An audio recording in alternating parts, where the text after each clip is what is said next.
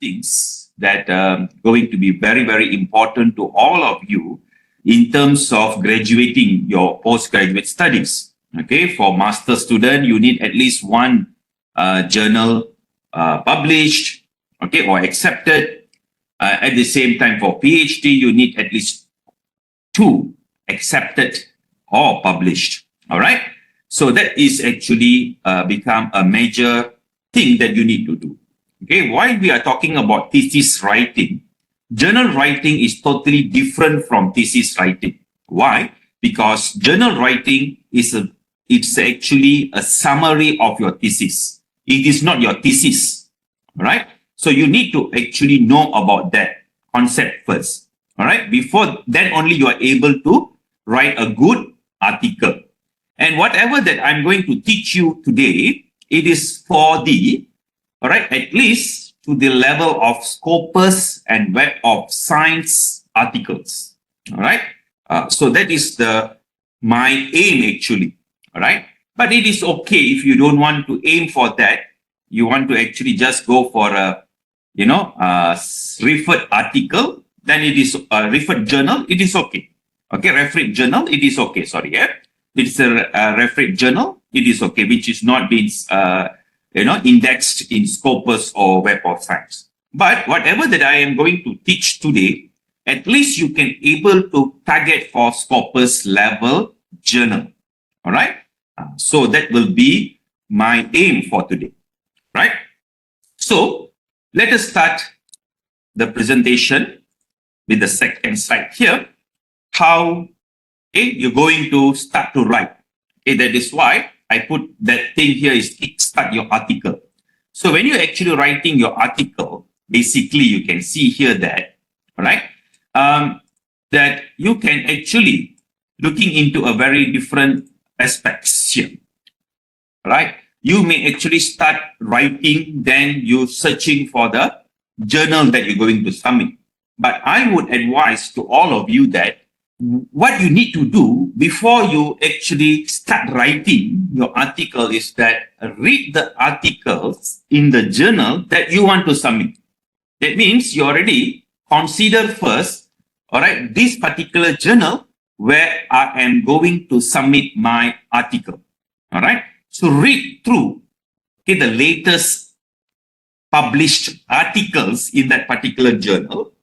Then you get the idea how to write the article, all right, for that particular journal, right? So make sure also, all right, that particular journal that you're going to submit should, all right, fulfill the aim and scope of that particular journal. Okay, every journal, they have their own aim and scope of that particular research area. So make sure that the journal that you're going to submit, all right, your article, make sure it fulfill the aim and scope. All right. So read the articles in the journal first that you're going to submit. So read first. All right. So that is the very big secret of writing article actually. All right. Most of us, we are straightly go and want to start to write article without reading it properly. All right. So what I would suggest to you is that read more. Okay. Maybe 10 or 20 articles in that particular journal that you are going to submit. Then you can start writing. I will bet to you that once you already know the way of the articles that has been written in that journal, you just need to follow the style of that particular journal article writing so that you have a higher chances your article got accepted. All right. So basically that is the first thing that you need to do. All right. So you can examine your overall aim of your study so that it is in line with that particular journal first. And at the same time, get ready all the references properly. Because as you know that, as I already told you, okay, thesis is totally different from journal article.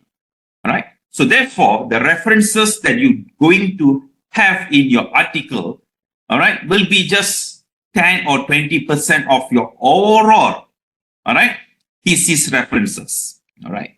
Then sort it accordingly to the section that you want to cite. Okay, get ready everything. Then identify topics and subtopics that you want to put in your article. That means you already have, in your mind, or at least in the paper, all right, the structure of the article that you're going to write. So it means that, all right, you already have the idea first. Okay. For example, in the abstract, I'm going to write this. All right. In the introduction, I am going to write this. You already have jotted down the idea of it. Okay, you already jot down the idea of it. So that is the things that you need to understand here. All right. So that is the first thing that you need to bear in your mind. All right. So I would suggest that please go and read articles in the journal that you want to submit. All right. First, all right, read about the latest published articles, not one, but many. All right.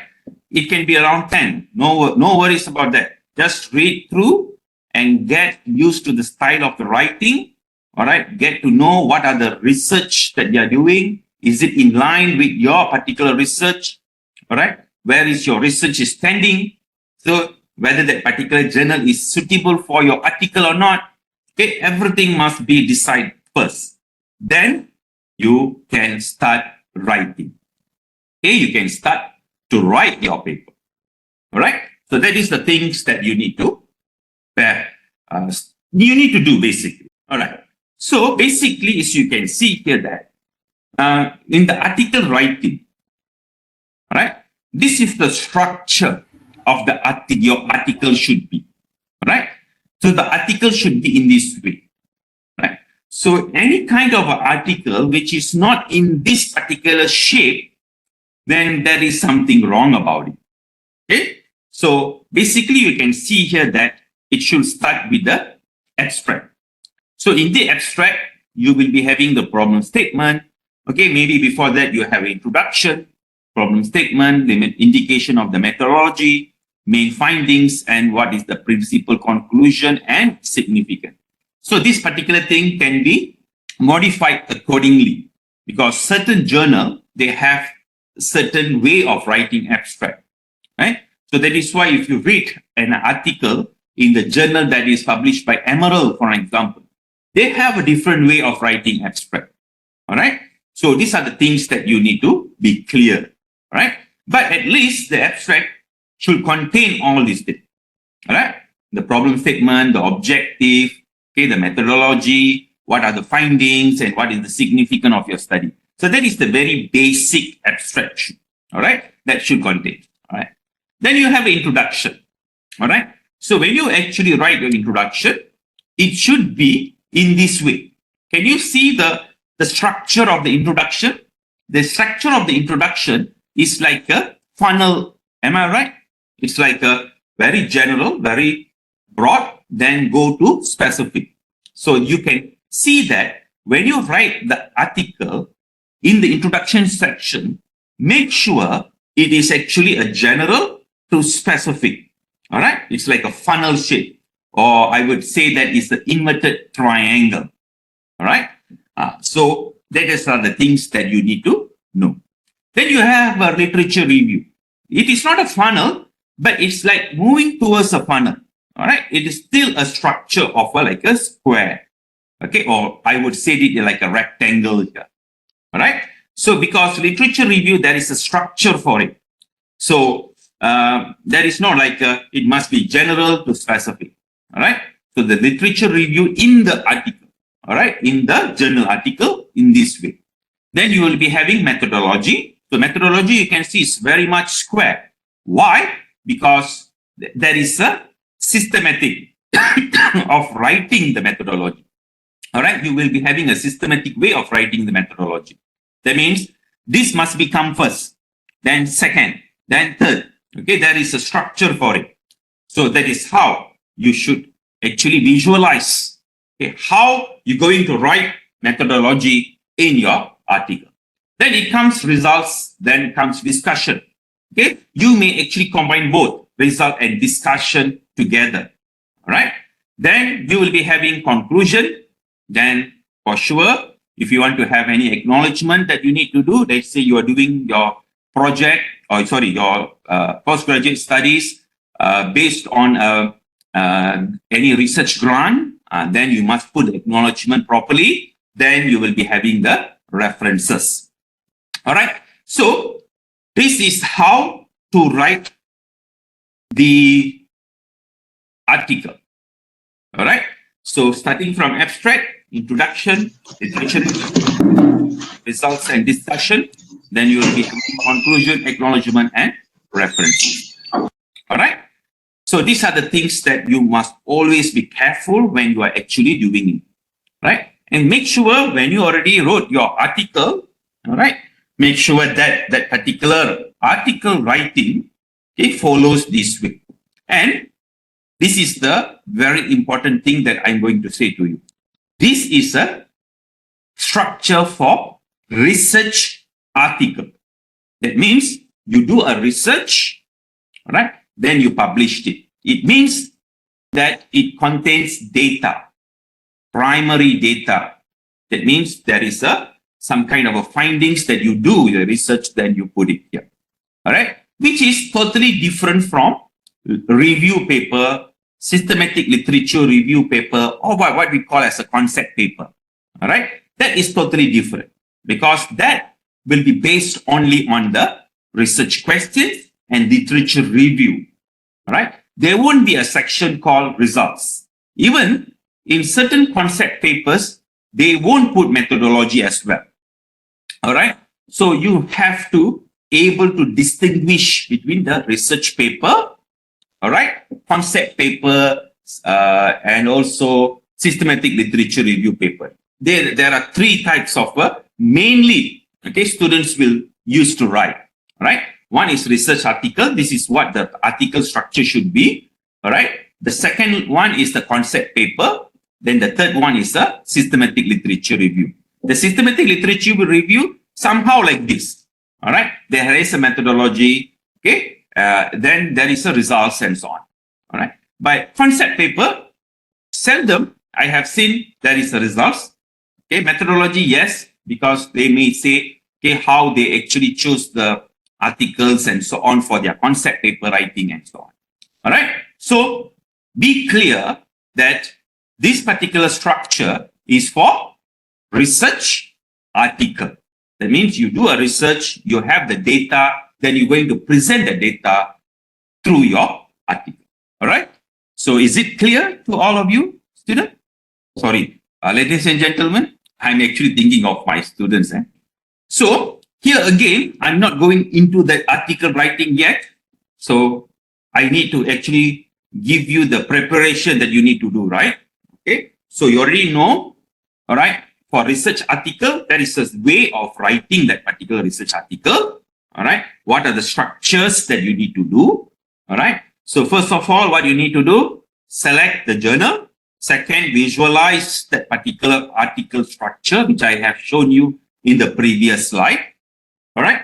Then make sure that, okay, one more important thing when you are actually writing journal article is that your citations, all right, that you put, the references that you put, all right, in your article must be having these three characteristics, all right. First of all, it must be well balanced, all right.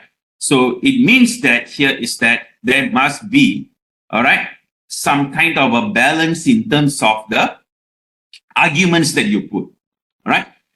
It is not that I would say you must go and find any conflicting argument from your result. No. If you have, it is good for your article because nowadays, all right, journals are actually searching for that kind of article that is discussing about conflicting ideas, all right, which your idea should somehow totally different from the previous findings that they have published, okay, that has been published in other journal or the similar journal, all right. So here, the well-balanced means, for example, if the experiments have found any conflicting results on the questions, that you have cited studies in both kind of the results. All right. So this is where we call it as a well-balanced. That means there is some positive things that you say there is some negative thing. Okay, but it is not. Okay, this is a disclaimer that I like to do. It is not necessary, all right, that you go and find for negativity of your findings and so on. No, eh? Okay, if you have some contradictory idea, not negative, contradictory ideas, then it is good, right? So that is why when you do your journal readings, article readings, and so on, all right, if you found any kind of ideas or argument that is quite conflicting, all right, or contradicting with your results or your research questions and so on, okay, put that in your article, all right? So that is one. The second one is it must be current. That means it must be recent articles, references that you must put in your writing of your article. So basically, you should actually have references that have no more than 10 years, but if possible, preferably less than 5 to 6 years. That will be a good one for your article. Okay, except there is a few things that I would like to actually put a disclaimer here also, except for theoretical framework and also for historical description, then it can be more than 5 to 6 years, can be 20, 30 years ago, no problem. Because if you talk about theory, it may be a very old one, right? So that is not a problem. But this is basically, throughout your paper, make sure that the citations, the references that you put should be around 5 to 6 years. But let's say your particular research, it is quite not well researched area, all right? Then it can go up to 10 years. Okay, that will be some maximum, I would say. All right. Then make sure must be relevant. All right, it must be relevant. So this is important requirement. Why? Because we want that particular study that you should cite should be strongly related to your research question. So it must be relevant. We don't want any kind of a citation or references which is not in line with the scope of your article. All right, the scope of your research study of your article. So we don't want that to be happen. All right, so that is why we need a well-balanced. We have a current and we have the relevancy here. All right, so make sure that your citations should have these three elements. But the first one depends. Okay, depends on how good you getting the results or arguments from the articles that you have reviewed. All right, so it highly depends on your literature review, basically. All right, so these are the things that you must bear in your mind when you are doing your article writing. Okay, so here the introduction. So you can see here that when you're writing your article, you will be having your title. All right. Then from that title, you will be writing your abstract, right? And you will be tend to write your introduction later and so on. But I would suggest to all of you that put introduction first. That means write introduction first, right? Because introduction is one of the most important part in the article. So as a reviewer, basically, after we read your title and your abstract, all right, we will straightly go to introduction to make sure that is it worth to be accepted or not. All right. So that is where introduction is one of the very, very important and crucial part in an article. All right. So you must make sure that in the introduction, right, you write about the statements about the field of study. But make sure, all right, when you write introduction, if you go back and refer back to my previous slide, it must be funnel type or inverted triangle, right? So make sure you have that in your mind. So that is the statements about the field of study first. Then get more specific statements about the aspect of the problem. Right? So here is that first you must come with some general statements first, the field of study. Okay, let's say you are doing about creativity. Then you will talk about what is creativity. Then you will talk about what is creativity in education, for example. Then you will be coming to the specific problem that you're going to write in your article. All right. What is the issue? Okay, what is the research questions? What is the scope of your research that you're going to write that particular article? Perhaps you're going to write about motivation in creativity. Then you have to straightly go into motivation about creativity. So you don't talk anything more about creativity here again. Straightly focus into motivation of creativity. All right. So that will be your second part of your introduction. Then the third part, you must come with the statement of why you need this research. That means you must identify the gap. All right. After you identify the gap, after you actually wrote about the gap, all right, what is the problem? All right, it's like a summary of your problem statement. All right. So after you write the problem statement, then you come to the purpose and objective of the investigation. Then the final part of your introduction should have the statement of value or benefit from carrying out the study. All right. So these are the 5 main elements that you must have in your introduction. So first, you must have the statement, the general statement first. Then secondly, the specific statement that is focusing on the scope of your research. Then you must come with the gap, okay, why you need this study. Then you will writing the purpose and the objective of the investigation. And you will come with the statement that why this research is so important, the significance of your research. All right. So these are the 5 main elements that you need to actually come with. All right. So I got one this thing first. Let me read. Okay, what is suggestion for us on how to write an effective abstract? So readers will have a clear idea. Okay, abstract I will come later. Okay, that's why I said when you write an article, it is not about abstract first. It is about introduction first that you need to write. All right, how to distribute paragraph for abstract to avoid from setting unwanted things. Okay, so don't worry. Basically, I have one answer for you, madam. I think it's madam, right? Okay, yes, correct. Madam Noor. So actually, in abstract, there will be only one paragraph. Okay? It won't be have many paragraphs. Only one paragraph. Okay, that is the first thing that I can suggest to you.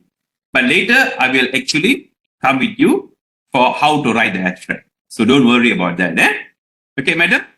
So hope you are okay with that. Okay, don't worry. So let us focus on the introduction, because introduction is the first thing that I would suggest you to write first, right? Because that will be giving you the direction of your research, all right? So that your article writing will be more efficient, more effective, all right? Because you can see the clear picture of your article, what you're going to achieve at the end of the day, all right? So these are the things that you need to write, all right? So let us go to the stages of the introduction. All right, as I already told you, there are stages of the introduction. And when you do the stages of the introduction, make sure that in your mind, you visualize the inverted triangle shape. Right? You are actually visualizing the inverted triangle shape. Right? So first, what you will be doing, what you will be writing in the introduction. First particular part in the introduction, it should come with the general statement. All right. So think about the audience. Who is the audience going to be? Are they actually going to be educated? Then you need to come with what is the general statement about that thing, okay, of your research that you're going to do. Okay, so let's say you're doing about STEM education. All right, so you have to come with the definition about STEM first, then why STEM education is so important. All right, so that is the first thing that you must do. All right, so you come with that particular first one. Then you may ask me, sir, then according to these stages, is my introduction only 5 paragraphs? Not necessary, because in each stage, it can have more than 1 paragraph. All right. So it highly depends on your, information that you're going to put in the introduction part. So I would suggest to you, all right, think about the stage, not think about the paragraph first. All right. And always visualize the inverted triangle shape. So that is why in the introduction, it comes with the general statement first. All right. So come with the general statement. Then secondly, you do the literature review on the context of the study only. Okay. So if you go back to that, the previous slide, which I already mentioned to you, just focus on the problem, okay, or the scope of your research that you're going to do in the article. All right. Then the third stage, you have to discuss the gaps that actually exist so that it drives you to do this particular research. So what is the problem? All right, you need to come with the, the issue, the problem that drives you to do this particular research. Then you will come with the purpose and the objectives. Then the stage 5, you will come with the benefit of the study. Why you need this particular study. So these are the 5 stages of the introduction that you need to actually follow so that you can write a good introduction, right? So if you look at these particular stages, can you visualize a funnel shape? All right, that means from a general, it actually going to a specific element. Am I right? So that is how the structure of this introduction should be. So you cannot go first, okay, and write down about the problem, then you go for the general statement. Then it is not a good introduction. If you're not writing a good introduction, it means that you are not a good researcher. So that is the, perspective or the idea that you're going to give to your reviewer. Always remember that the most important person that is going to actually decide whether your article is going to be accepted or not, it is not you. All right. It is the editor and the reviewer of the article. All right. So the reviewers and the editor must be convinced that this particular article is worth to be published. So therefore, all right, besides the importance of the research title itself, okay, the style of writing, the way of writing, the information that you put in the article, it is very, very important. All right. So make sure that you follow, all right, this way of writing so that your article stands out. And at the same time, it can be seen as something that is worth to be published. All right. So these are the 5 stages of the introduction. And it's not necessary that each stages have only 1 paragraph. No, maybe the general statement can have 2 paragraphs. Okay, the context of the study can have another 2 paragraphs. All right, and so on. Right? But make sure it is a funnel one. Okay, so that will be the stages of the introduction. And I really hope hello, that Prof. Yes, please come. I would like to ask, Yeah. for this particular article, when we're writing the research article, should we consider all the objective or just we focusing on 1 or 2? Thank you, Okay. Prof. Okay, that is a very good question, which I actually want to explain later, but it is okay to explain now. Basically, this is the mistakes that every PhD or master students will do. They will put everything that they did in one article. That is not a good one. All right. Make sure that your particular article, all right, each article should only answer, let's say, one or two of your research questions or your research objectives of your research, your PhD or your master's research. So then only you're able to get like 3 to 4 articles to be published in, okay, through your one particular PhD or master's research.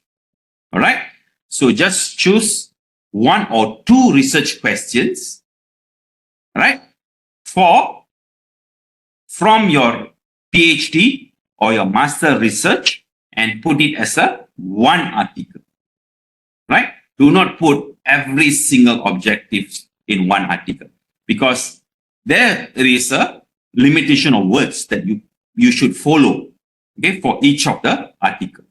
Okay, certain journal, they only limit 5,000 words. Certain journal, they only limit 8,000 words, in which you cannot actually achieve, okay, or answering all the objectives of your particular research in the one article. Okay, in one article. Okay, did I answer your question, madam?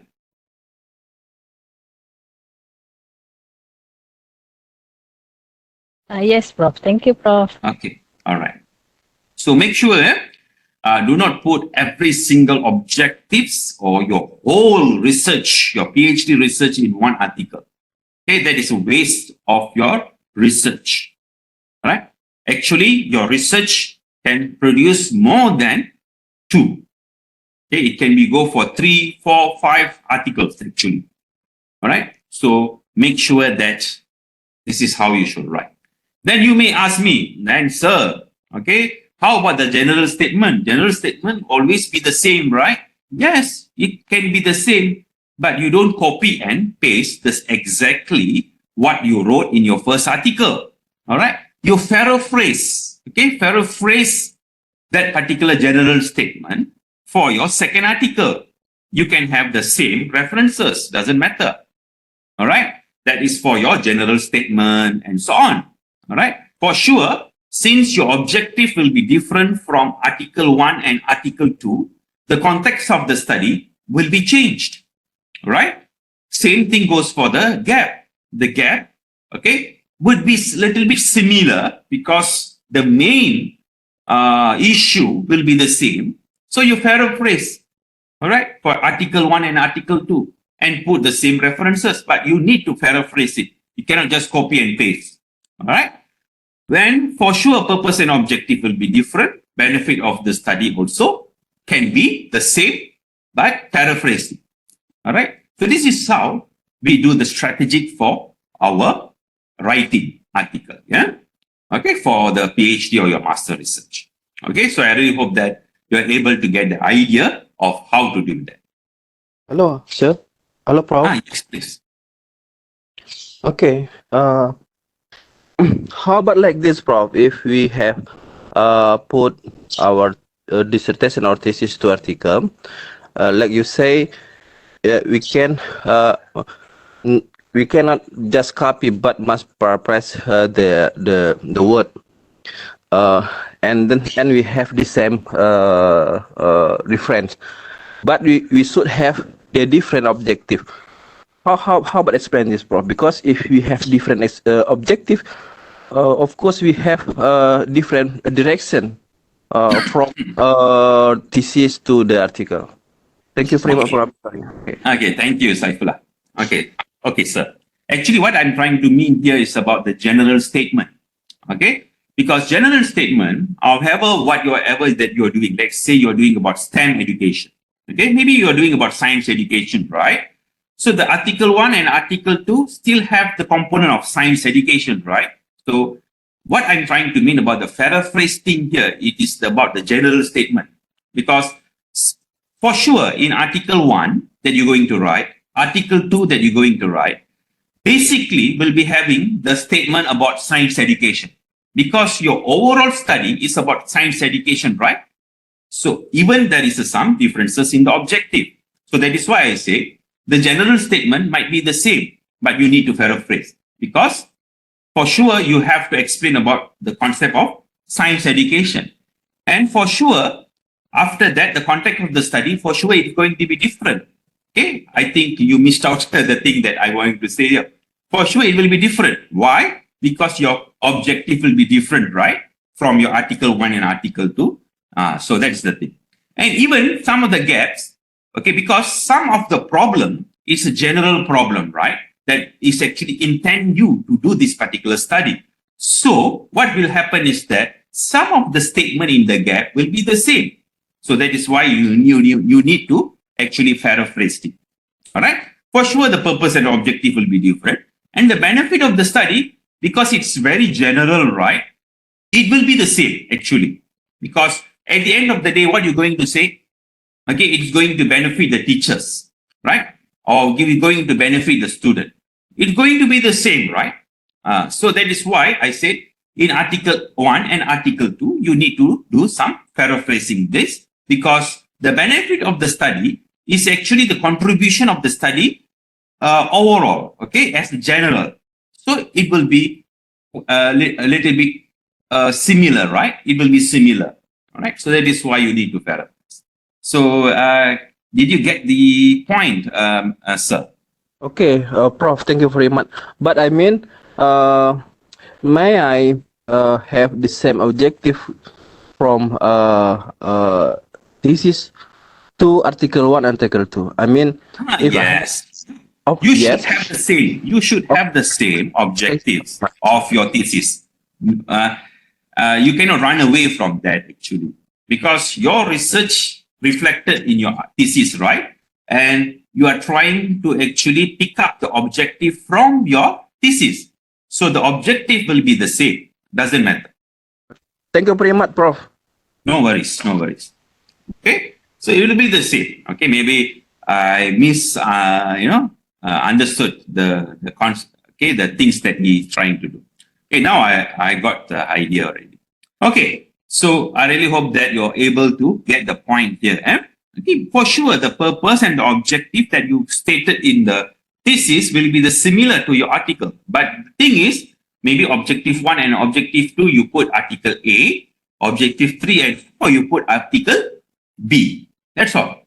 All right. You already have 2 articles. All right. So this is the stages of the introduction. All right. So this is how you should write it. Okay. Let us go to the next slide. Okay. So let us give, let me give you the example of one journal which I used to publish recently. This is a Web of Science article. So that is why I have to show to all of you. All right. This is a Web of Science article. So let me show you how I wrote my introduction. Okay. All right. So you can see here that the red color box. I hope that all of you can see, right? The red color box there. Can see or not?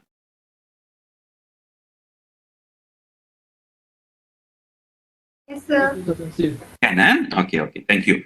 So I need that particular, answers from you, because otherwise, because I'm actually the only one here, okay, on my camera, so I'm actually talking to myself, okay, somehow, okay. I don't know what you're doing over there, okay. At least I need some feedback from all of you, so that I know I'm going to the right way. All right.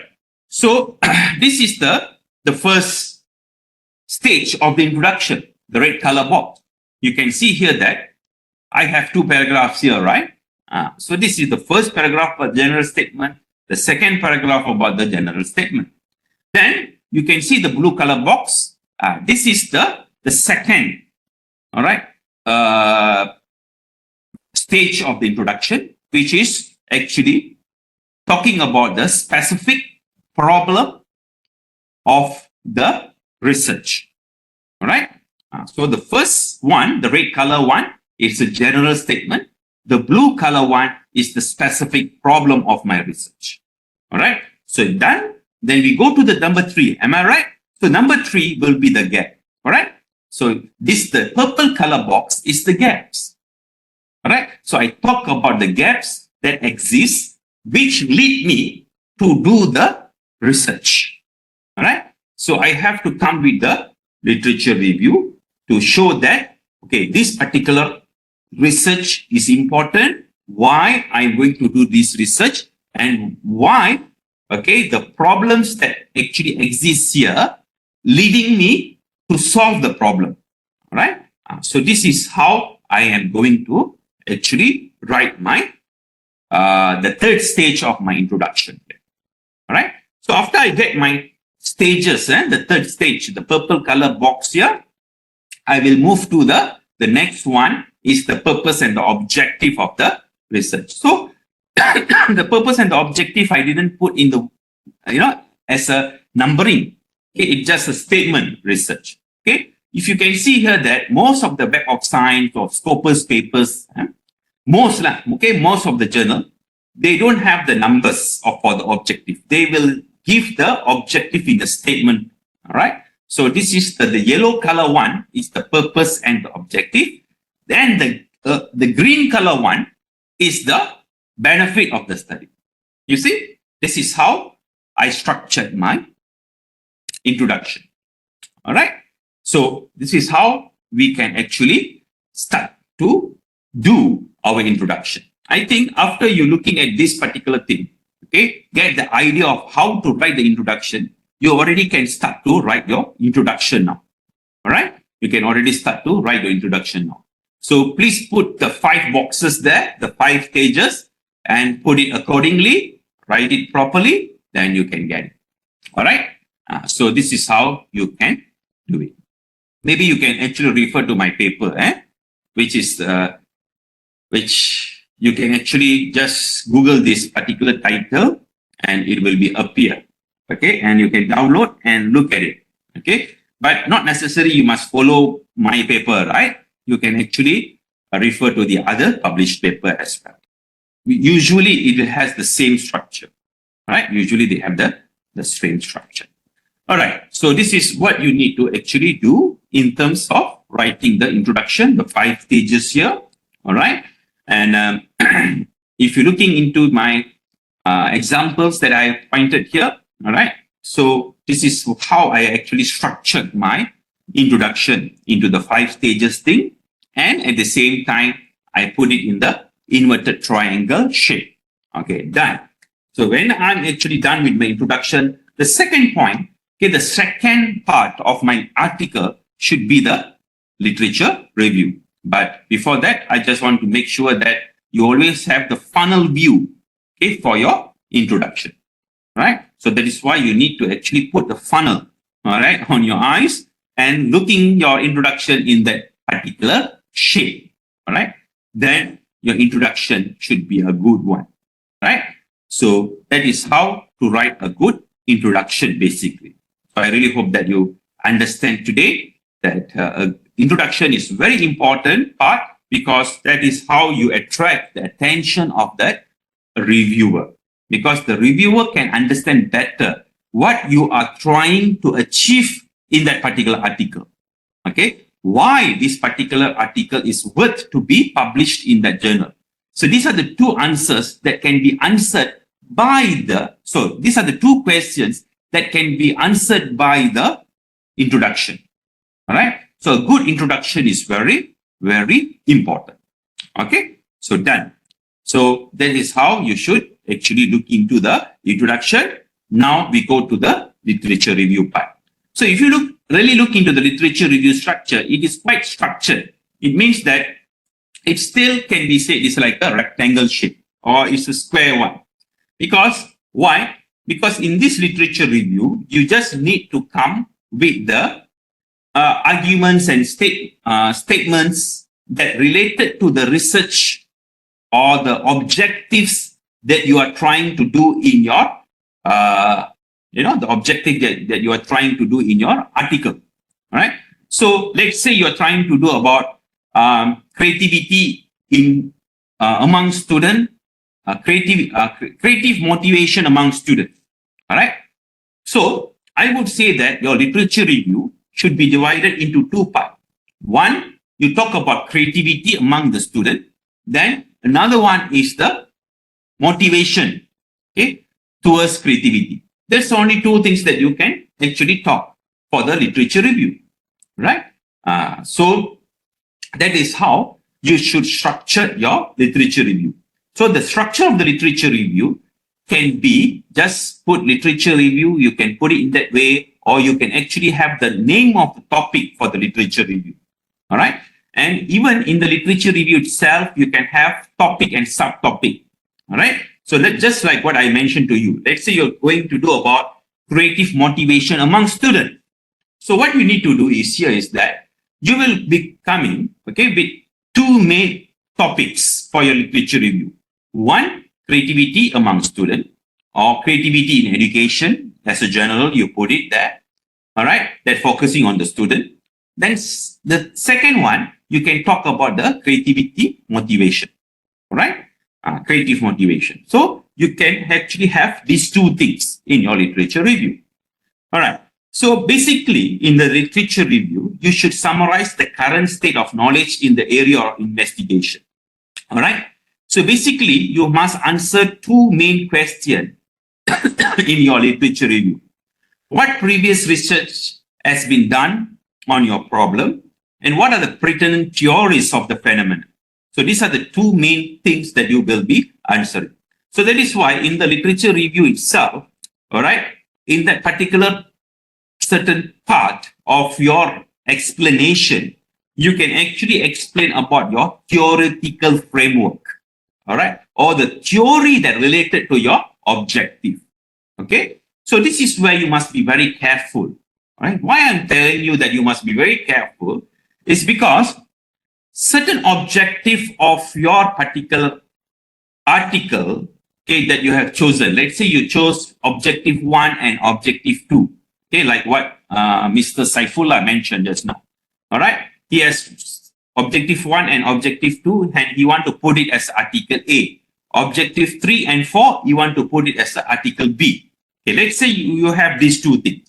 What will happen is that if you're looking back into your theoretical framework, some of you, okay, might have more than one theories, right, for your PhD. Then you don't just simply take all the theories and put it in your article, because you have to look back into your objective also. Why? Because certain theory might not be relevant for the objective. All right. So you have to recheck again. Right. So these are the things that you need to be very, very careful when you're actually transforming from your thesis into an article. All right. So this is the things that you need to understand. Yeah. All right. And when it comes to writing a literature review, in the article and in the thesis will be totally different. Why? Because in the literature review, it's straight to the point. While in the literature review, in the thesis, it can be very deep. It can be lengthy. It can be very, it can be explained more in detail. But here, it should be brief and very straight to the point. All right? Because you have to remember the word limitation that already, subjected for each article by the journal. All right? So you have to remember that. So research, article writing, in the literature review, these are the two main questions that you need to answer. Okay? So basically, as I already told you, discuss the literature, but do not include an exhaustive historical review. All right? And you shouldn't go very deep and so on. All right? Because you can see there are two ways of writing a literature review, right? In a thesis, okay, let's say you're having one particular, let's say, findings, okay? You can talk about the methodology used, okay? You can talk also about the sample size used in that thesis. But when it comes to article writing, you straightly have to just go to the finding, okay? You cannot actually say, okay, these are the method that has been used, these are the sample size, okay, these are the origin of the samples. You don't need to actually put so much of information on that. All right.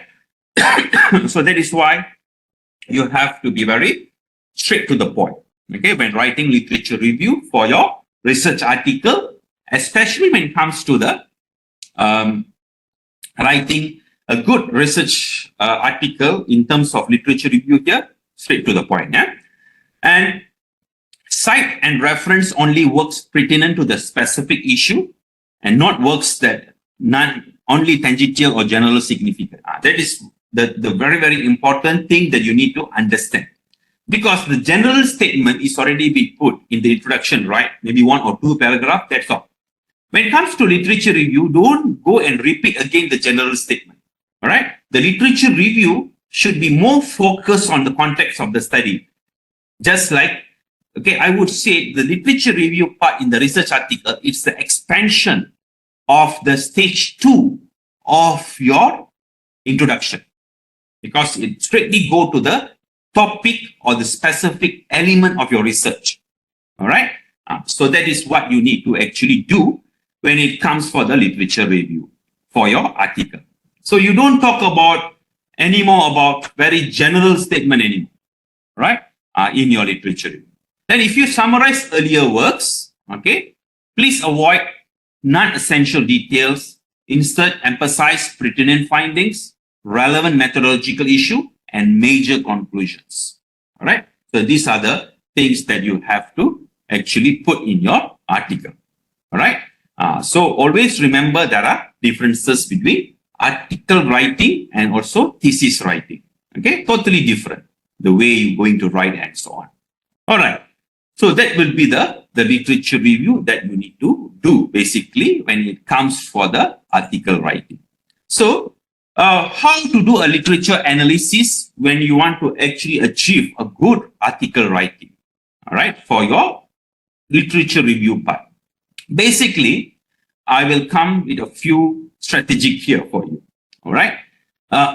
First of all, take note of the important points and the issue raised in the selected article, as each article that you read has different emphasis. Thus, as a reader, you need to evaluate the literature critically so that the analysis of the literature can make sense to your research focus. Try to identify the gaps that exist in the literature and relate them to your research objective.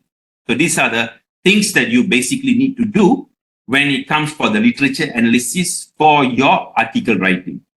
The same thing that you need to do for your literature review for your thesis as well. All right. So this is a very basic concept that you need to do. All right. So basically, you have to do like when you want to go for research method, for an example, because literature analysis can be throughout all the article part, right? So identify the research method used in the literature by distinguishing the approaches that they were used to carry out the investigation and comparing them with your own research method. Focus on the findings of each literature by sorting the literature according to the findings and identifying the relation of the findings with your research outcomes. All right. Establish the relations among the literature by examining the similarities and differences, as I already told you. All right. Then always stay focused on the selected literature, whether it is relevant or not for your research article. All right. So always remember, okay, that particular article that you're going to cite in your references, okay, for your particular article is relevant or not. All right. So these are the literature review literature analysis strategic that you will be doing throughout your paper, actually, not only for your literature review part. Okay, I'm just giving you an extra additional, information about how to do the literature analysis throughout for your research article here. All right. But what is the very important component that you always have to remember when writing literature review? One, it will be like a square type, all right, or rectangle or whatever, okay, shape that you can visualize, but it is a very systematic one. Secondly, get the objective. Try to see what are the context of the study, all right, which you put in the stage 2 of your introduction. Elaborate that in your literature review, all right? Just elaborate that elements in your literature review. Okay, don't go more than that. Then your literature review will be a very solid one, basically, right? That is the reviewer really want to actually read, right? So don't go for some kind of a literature review that is become a repetitive or just copy and paste from your thesis. All right. So please remember that as well. All right.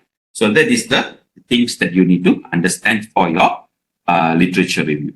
So before I go to the example, do you have any questions on literature review, ladies and gentlemen over there? Good morning, sir. I have a question. I'm Alice. Regarding the literature analysis, one point that you mentioned is to identify the gaps that exist in the literature. Can you elaborate more on this? How do we identify the gaps in the literature? Okay, to identify the gaps in the literature is a one-day workshop. Okay, it's actually your question is it is actually like a very big thing that we're going to do. All right. How should I say? Basically, I will give you the strategic of how to find the gap. All right. So basically, when you're reading an article, all right, how you actually know this is the problem in this particular area of study. This has become the very major concern for all of us, right, Alice? Yes. Yeah. Yes, Okay. that's true. Yes. So that is the very major concern. We want to know, okay, whether this particular, we want to know basically whether this particular, gap is really a gap, okay, in our research area. So what you will do is basically to read articles related to the research area that you're going to do. And usually this particular gap will be identified, okay, in the discussion part of the article that you will be reading or you will be referring to. In the discussion and the conclusion part. Basically, in the conclusion, right, majority of the author, all right, they will be identifying what is the unanswered question, all right? They will be mentioning that, or they will be mentioning what is the next, what will be the next, all right? So these are the two main things that you can take as a gap. That is for the first way of doing it. And the second way of doing it is also reading the introduction. Because when you're reading the introduction part, right, you will be getting the gaps, right? Because as you can see, the stage 3 of every introduction, hopefully that particular author follow the way, all right? Stage 3 or even in the introduction, in any good research article, okay, that is published in a good journal, basically in the introduction, they will be mentioning about the issue, the problem. And that is the one way of identifying the gap. Okay, that is number 2. And number 3, you have to do the Bloom taxonomy level 6, okay, in which you have to actually identify throughout the discussion of the findings, all right, get the points where the researcher trying to say, okay, you see, this is the problem. This is the issue that need to be more, have to do more research so that we can actually identify what is the real meaning of it, all right? So that is the third way of doing the gap search. Okay, so this is very surface way that I'm actually telling you, all right, because of the time limitations and so on. Can you get the point, madam? Yes, sir. Thank you. So meaning, like you mentioned, the gap or the answered, was that the problem in that discussion? That's actually related to the future recommendation for future research. Is it? Is it the gap Yes, too? Right. yes, correct. So because some of the author, they won't actually mention it in the recommendation, but in the discussion itself, they say, okay, further investigation should be done in this particular aspect of the study. they mention that in the discussion, they won't explicitly mention it in the recommendation. So that's why I say the third way of doing it to find the gap is actually to go for the Bloom taxonomy level 6, all right, to identify the meaning of the discussion that the author has actually tried to project. Okay, did you get it, Alice? Okay. Yeah, I think those three simple ways it really helps to us to identify the gaps. Yeah. Yeah. Okay. Actually, there are many ways. Actually, there is a very deep discussion about identifying gap. I think IPS also will be having one workshop. I don't know who is going to conduct that. There is a finding the problem statement, the gap. They will be also having that particular workshop, if I'm not mistaken. Maybe you can attend that. But actually, for me to answer your question, it is taking more time. So that is why I'm just giving you a very simple strategies now, so that you can start to do it. Okay, understand. find out the gap. All right. Thank you so much. All right. Thank you. No worries. Okay, good. Prof, Yes, please. for your information, there are questions on chat box. Oh, okay. I'm not sure because the chat box is not been. Okay. Thank you very much. Okay. Let me see. Okay, someone asked about the abstract just now. Okay, Jinnan asked, we need to write a background and its research significance in the introduction? Yes, for sure. As I already told you, there are 5 stages, Jinnan. Basically, there are 5 stages, and that is where the background and the research significance will be written. Okay, the background will be written in stage 1 of the introduction, and research significance will be stage 5 of the introduction. All right. Then Shazwani asked me, Dr. Means I have 5 research questions, so I can separate it. Let me see. Okay, so I can separate, write 5 different journals. Yeah.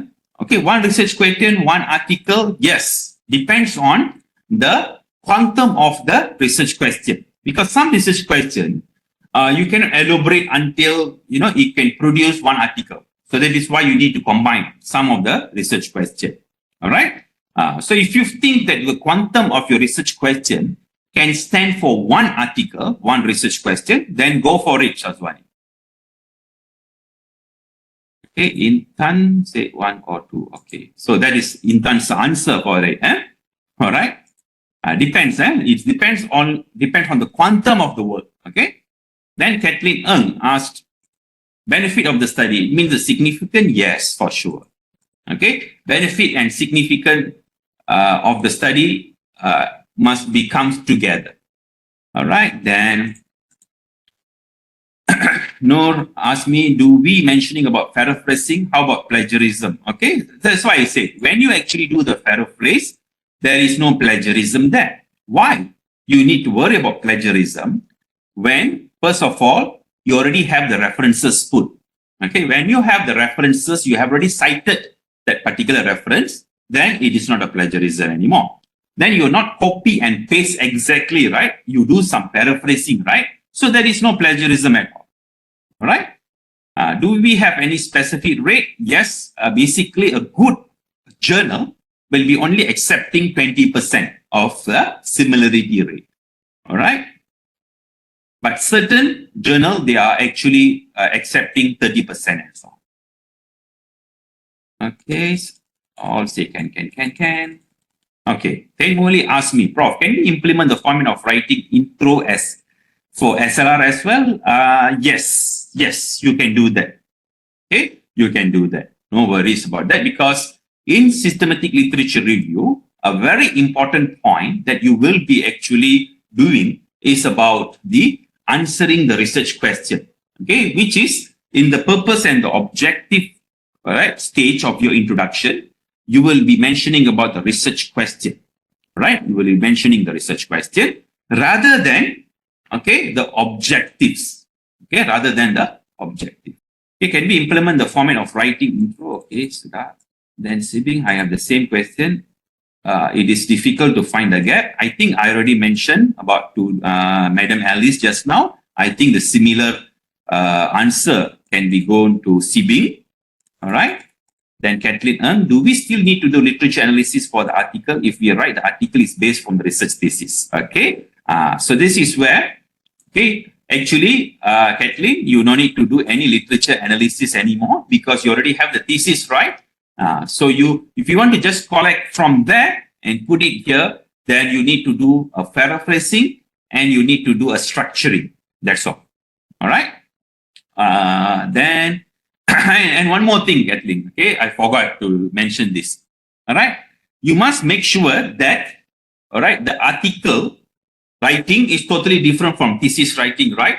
So the literature analysis that you do must be, all right, for article writing, okay, you don't just, paraphrase it exactly. You need to see how it has been written. Is it straight to the point or has some more information? Because as you can see in the research article, okay, it's straight to the point, right? So make sure you do that kind of adjustment, all right? So that your particular literature analysis, it won't be an exhaustive one, okay? It is not very, very lengthy one, all right? So make sure that, Then Shafiq asked me, okay, clear. Then Siti Ramdhani asked me this question, Do we have sample stages in order to write systematic review like introduction? Yes, as I already told you, you can just follow the same way of the 5 stages in the introduction, but the purpose and objective will be more focusing on the research question. All right? That is how the concept paper or systematic literature review will be focusing on. All right. Shafiq asked me, we don't have the data yet. Then we write a paper, concept paper. Is it possible? Yes, for sure. Because concept paper, you don't need to have any primary data. Because concept paper is a summary or analysis of the literatures that you're going to, that you are actually studying. All right. So that is where it is quite very much different from the research article. Okay, that is why I already mentioned to you. Okay, research article, you will be having primary data. That means your own data. My concept paper will be just focusing on the literature analysis based on the research questions that you want to actually answer in your article. All right. Okay, Shafiq, hope you understand. Prof, I want to ask. Yes, sure. Based on a question from Mr. Shafiq you answered just now, if we don't have any data yet, it's proper to we write for concept paper or SLR paper. Okay, depends on you. Okay, how good you in terms of writing the paper. Okay, and how good so far you have collected your literature references, right? So let's say you're thinking that systematic literature review, it's an appropriate one for that particular research study, then you can go for it. Depends on whether you master the technique or not, right? But, okay, let's say you already have your chapter 2 written, Intan, you already have your chapter 2 written. That can be transformed into a concept paper easily. All right. So it highly depends on what kind of approach that you're going to do. Right. So did I answer your question, Intan? Yes, sir. Thank you, sir. All right. So don't. So if you already have your chapter 2 written, it is better go for concept paper. All right. Because systematic literature review, there is another mechanism that you have to apply so that you are able to come with the systematic literature review paper. But nowadays, yes, popular is systematic literature review paper and can be easily accepted. All right, can be easily accepted. But not necessarily that concept paper will be rejected. No, concept paper also will be easily accepted as well. Depends. That's why I say it depends on the research questions that you post in your article. Secondly, how you do the analysis of it. All right. So the analysis must be a good analysis and recommendation that you put in that particular article that will be making that concept paper stands out. All right, that can make the concept paper stands out. So that is very important. All right. So this is another example of the literature review. So as I already told you that the literature review shouldn't be just not necessarily the topic must be literature review. Okay, it can be the topic itself can be the title for that particular literature review. For example, in this particular case, you can see this is about engineering ethics education, right? So that is why I put engineering ethics education in Malaysia. So I talk about engineering ethics education in Malaysia as my part of my literature review. So it's not necessary for me to put the literature review as a title for it. Then I must have critical analysis. So that is why in good research article writing, okay, even for the thesis writing, which I have mentioned, I think maybe a month ago, that when you're writing your literature review, it is not that it must only have what he said, what she said, and so on, but it is also must come with the good critical analysis. All right, which I have actually mentioned in my previous workshops. All right, so this is another thing that we have to discuss about it.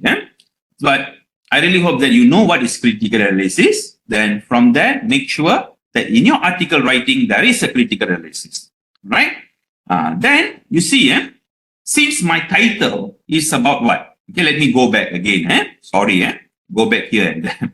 All right, it's about engineering ethics education from cultural and religious perspective, right? So that is why my second title from a literature review is about religious and cultural values in engineering ethics education. You see, there are two titles which I put in my literature review that is focusing on my context of the study. Okay, engineering ethics education and religious and cultural values in engineering ethics education. There are two things which I put as my title. And the highlighted one here all is like a critical analysis, which I did actually. All right. So that is the thing that we are actually going to do for our literature review. So I really hope that you understand the overall structure of writing the literature review. It's very straightforward. Okay, literature review is very straightforward. You don't need to worry about that. But one element that you shouldn't miss out, okay, when you're writing research article, whether it can be in a research article or your thesis writing, it is that, all right, that you must actually come with the critical analysis. All right, okay. So Noor asking me, agreed, doctor, the excitement to publish is there already. Thank you very much. How about publishing papers on Scopus, not Scopus, okay, Scopus. There is no R there, and Web of Science indexed platform. What and how we try, and how to try to publish here, doctor? Any platform we can refer to. Okay. No, actually, the things that I actually discussed today, it is for the Scopus and Web of Science paper publishing level. Okay, that is why my introduction, I say you must put 5 stages of that thing. That's why literature review also, I say, what are the things that you must do?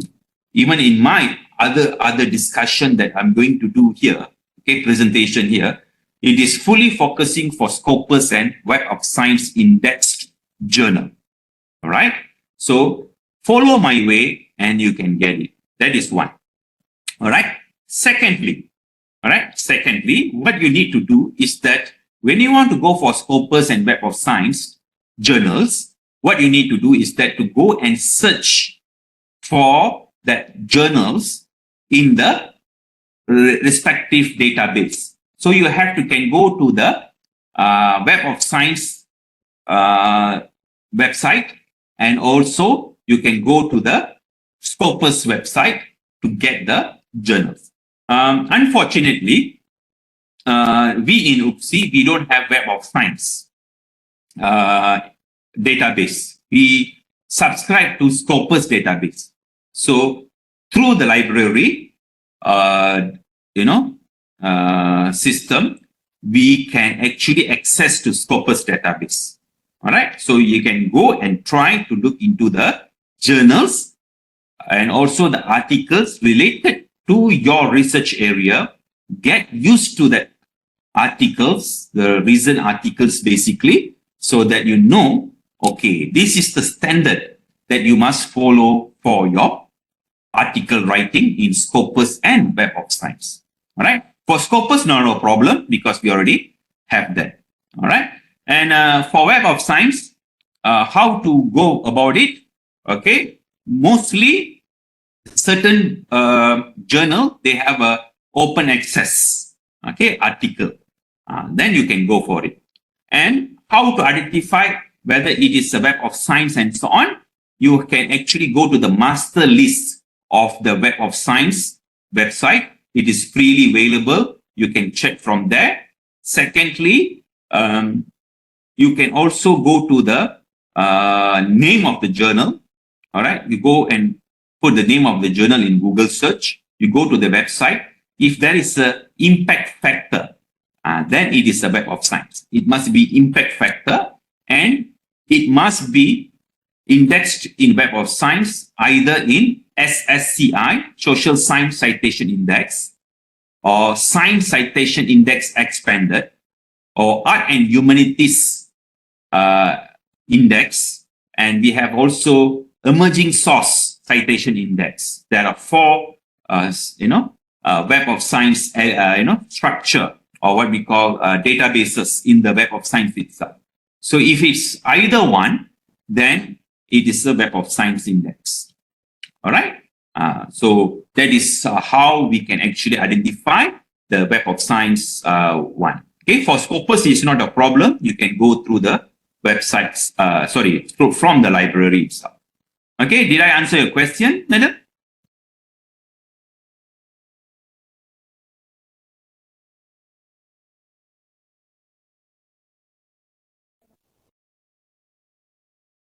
Did I answer your question? Is it okay? All right. Okay. So I got it. Because the chat box is not real time, because it's stuck somewhere. Okay. All right. Before we go for a break, let me just go to the methodology. All right. Okay. So we will be having a 15 minutes break just to stand up and eat something before we come and so on. But before that, let me finish my methodology part. All right. So methodology part, if you look into the structure, which I mentioned to you just now, it's still a square or rectangle type. Why? It has a structure for it. All right. There is a what should we do first, what should have second, and so on. So there is no like a funnel type or whatever.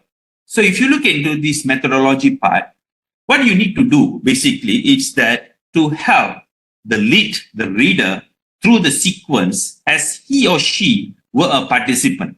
So you must actually bring the picture or bring the visual in front of them, how you actually did this particular research. So this is the real challenge of writing a methodology, right? So you must put the visual aspect of how you actually put this, how you actually did the research in a written, in a textual element. So this is a big challenge that you will be facing. But I would say it is not a big challenge actually. What you need to do, as I already told you, all right, you can actually refer to your thesis, how you actually arrange the thing, one. Secondly, there's a very simple way of doing it. That is to read, to read the article. That is where you're going to submit your journal, right? And you just read through the article, how they actually wrote their methodology. All right. What they say first, what they say second, what they actually mention third. Okay. What they actually put it, how they structure it. So you just follow that way. All right. That's it. Right. So it's a very simple way of writing methodology.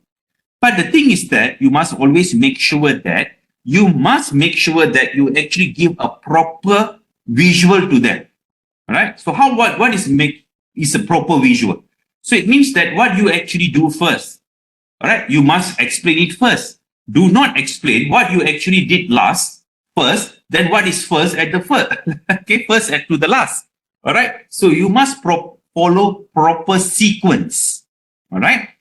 So that is the important aspect that you must bear in your mind when you're writing your methodology. So first, give the usual overview of the study, including the description of the participant, how you set up the population sample, or what we call sample framing, and so on. Then variables, how it is been assessed, and so on. Okay, so usually you will be coming with the sample method and the sample size and so on. Okay, but before that, you have to come with the population, right? So you have to talk about the population, then how you actually framing it so that you come with the sample method and so on.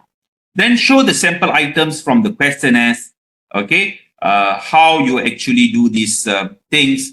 Then let's say you have some apparatus that you want to show. You can also put the picture of it, all right, in that methodology, all right? Let's say you have like 100 questions for your questionnaire, 100 items in your questionnaire. You cannot put all the 100 items, right? So this is where you can actually describe how you develop the questionnaire. That's all. All right? Because the questionnaire's items will be described, okay, in the discussion part. Okay? You will describe in the discussion, in the results part. But let's say you have 100 over items that you put, then you cannot, basically you won't put 100 items. You will be just highlighting the significant results, okay, that you have, maybe 15 or 10 to 15 items in the result part. All right. So make sure, don't put 100. Let's say you have 100 items, put all the 100 items in your research article. Okay, that is not a good way of writing research article, right? So this is what you need to do, basically. Then the purpose for all of this is to give your research a feel for what like to be a participant. All right. Then such information often bears importantly on the interpretation of the behavior observed. All right. The method and the results section share responsibility for presenting certain kind of a data that support the reliability and validity of your substantive finding. So why methodology is so much important? Because from there we can identify whether your finding has the proper reliability or validity or not. All right. So we want to see, let's say in the qualitative research, when you're doing the qualitative research, in the methodology part, you must actually explain all the protocols that you actually taken. So if you missed a few, then we know that it is not valid, right? So make sure that these particular protocols and so on mentioned clearly in the methodology part. Okay, it is not that you have to mention very deeply, no. It should be very brief, but straight to the point and clear, all right, to the reader, so that they know that the particular study is valid, all right? So these are the things that you need to do when it comes to the methodology, okay? So that is why, if you stuck, how should I actually write methodology for research article, which is going to be quite different from the thesis writing, because thesis writing is going to be very deep, right? You're going to explain a lot in your thesis writing. But when it comes to research article, it must be brief, straight to the point, but it must be clear as well. So how are we going to do that? Easy is that referring to other article, how they actually wrote that particular methodological part. So from there, you can get idea, oh, this is how should I actually write my methodology part, right? So this is the, I would say, a strategic or tips that you can follow in order for you to get a good methodological writing for, okay, your research article. All right. So this is the things that you need to do. So let me just give you one simple example, okay, from my previous, paper, how I'm actually putting up the methodology part. Yeah. All right. So what I will do, first of all, to actually explain about the population, okay, how the sample method that I used, what are the criteria that I actually do for the sampling, all right, how many sample size, all right, how actually I do the interview process and so on. This is for the qualitative research. So this is how I'm actually getting the thing, all right. And you must actually also explain, let's say for your questionnaire development, then you must put questionnaire development as well in your methodology. Okay, let's say you may adopt the particular items in the questionnaire from several study. You must actually justify why you actually chose that. All right, then you can have a good methodology part for your research, article. So this is where you have to be very careful, right? Because methodology, sometimes I can see some of the authors, they are actually just touch and go like that. Okay, they just put it in a very surface way. Yes, it should be not very deep, but it must be clear as well, right? So that is where you need to know, write a proper methodology through a lot of readings. That is one. Secondly is that you must make sure that all the proper information, for example, let's say if it comes to reliability of the questionnaire, then you must know, okay, you must put some information about the pilot study, or at least you must say that the pilot study has been done and this is the Cronbach alpha value. Okay, you must know that. All right, and you must also showing that, okay, this particular questionnaire has been validated by how many experts, because to show the validity. So this, what are the things? Okay, this is very, very important elements that you must put in the methodology. All right. So that is why I said, first of all, when it comes to methodology, the reliability and validity must be there. Okay. The reliability and the validity aspects must be there. So how you actually preserve that thing, how you actually identify that thing must be, you must be, make sure that you put it there properly. All right. So that is for the methodology, right? So methodology is like providing like a cookbook. Okay. That is why I say to you, you must mention what you put first, what you do second, what you do third, right? So that we can visualize it properly. All right. So that is how you should write your methodology part for your research article. Prof, Yeah. if we are doing a conceptual paper, right?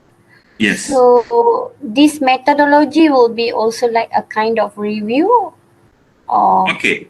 This methodology for your concept paper, you will be mentioning how you actually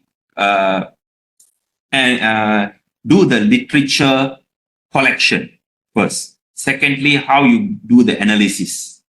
All right. So that is if you want to put the methodology for your concept paper. Okay. How, all right, you collect the literature, all right, and how you do the analysis for it. You can have methodology for your concept paper. And some concept paper, all right, they don't have methodology, right? Because it is very much understood that that particular concept paper is a literature analysis. Yeah, understand, madam? yes, Prof. Thank Okay. you. So that is So why. it's not necessary to add this methodology part in a concept paper. Yes, correct. All right. Okay. So again, go back to the journal that you're going to submit. Read a few articles, not few many articles. If possible, there is a concept paper article that is being published. Okay, see whether that particular concept paper has the methodology or not. If they have, then you put. If you don't have, it is not necessary. Okay, Yeah. you got the strategic here. Thank you. Yes, yes. All Thank right. you. Great, good. Then Shini asked me, would paper published in WS Corpus will have to pay? There is any free journal? Yes, okay. The journals which I show to you, Shini, okay, which is my example here, okay, these particular articles are published in free journal, all right, whereby one is in WS, another one is in a Q1 Scopus, all right. So all of this is a free of charge. Okay, I don't need to pay a single cent for it. All right. So, but the thing is, the price that I have to pay is that it must be a good paper, right? Well written, not well written. It must be very, very, very, very well written. Okay, then it can be published in a free of charge journal. All right. So I hope that you understand about the overall concept of this. Okay. The one that I showed to you all, the examples, this is it is not a paid journal, it is actually okay. Can your article shown access freely, doctor? Yes, it can be accessed freely. It is also available in ResearchGate. So if you want this particular article as an example, okay, you can email me first, or you can just message through ResearchGate. I can give it to you. All right. Then Nick Azlan asked me, Doctor, could you confirm whether it is indeed true that utilizing data from our thesis for an article prior to successfully completing your Viva could be regarded? No, there is no such thing, because plagiarism is when you copy from other people. It is not from your own work. All right. So data is a data. All right. So data, you can actually put it here and in many ways. Don't worry about that. Even if the data originates from your own study, don't worry. It is originate from your own study. Therefore, it won't be a plagiarism. Jinnan said, okay, where we can download good research proposal example. That is, okay, that is not a good question, but I would say that a good research proposal sample depends. You can talk to your supervisor, Jinnan. Okay, maybe he or she has the answer for it. All right. Research proposal is you can actually find in Google and so on. But it is better to develop research proposal with your supervisor. All right. Maybe you can have a very basic one, but you can have that. Or Jinnan, I would say read thesis. Okay, read thesis that available in our UPSI library. Then from that, the chapter 1 will be giving you a good example of research proposal. Okay, Jinnan, hopefully you can understand what I'm trying to do. All right, good. So now we're coming to another section, which is a very important section that is actually going to determine whether your particular article is going to be accepted or not. All right, which is, we call it as the results and discussion. So in this particular part, you have two ways of doing it. One way of doing it is that you can actually have results in one part and discussion in another part, or you can combine both together. All right. So I prefer that, as we all a novice writer, I would say, why not we think about to write it together, because it will be easier for you to write an article when you actually merge these two together. All right. So let us look into what are the things that you need to do. But I would like you all to visualize this one thing. Okay. When you write actually the results and discussion, what you need to do is that to visualize the structure of these results and discussion in a triangle shape. All right. Triangle shape. That means specific to general. Right. So just now the introduction was general to specific, right? But here it is specific to general. So it is like a mirror image of the introduction, right? So that is the things that you must make sure. Think about it, all right? You must visualize in that way, right? When it comes to results and discussion, it will be in that way. All right. So I will show you later how you have to put it in that way. All right. But let us look into the some of the important concepts that you must actually, aspects that you must have in your results and discussion. First of all, you should present evidence that your study successfully set up conditions for testing your hypothesis or answering your questions. So these are the things that you must have first, right? Testing your hypothesis or answering your questions. You must have that actually. You must have that point when you want to actually do your results and discussion. That means here is that how you're going to actually showing to them that you have already answered all your research questions. All right, or the research objective that you put in the introduction, you must put it in the result and discussion clearly.